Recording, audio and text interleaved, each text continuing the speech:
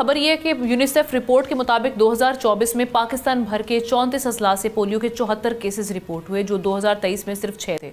इस्लामाबाद समेत चारों सूबों की सीवरेज लाइंस एक बार फिर पोलियो वायरस से आलूदा निकली हैं, जबकि 2024 में यूनिसेफ ने पाकिस्तान में 4 करोड़ 50 लाख बच्चों को पोलियो से बचाव की वैक्सीन फराहम की, जबकि 1,23,600 ऐसे बच्चों को भी कतरे पिलाए गए जो पहले इनकार कर चुके थे।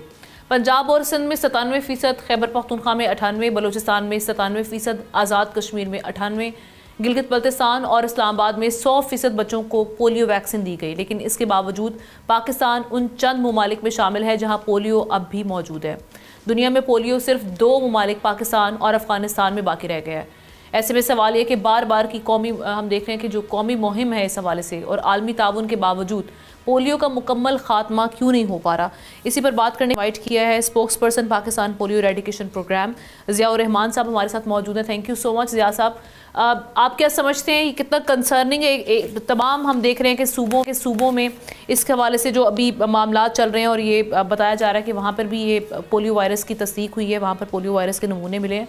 साथ ही साथ हम अब तक मुकम्मल तौर पर खात्मा क्यों नहीं कर पा रहे, इस पर मुकम्मल तौर पर क्या वजह समझते हैं, कहाँ पर क्या कमियां या कोताहियां हैं?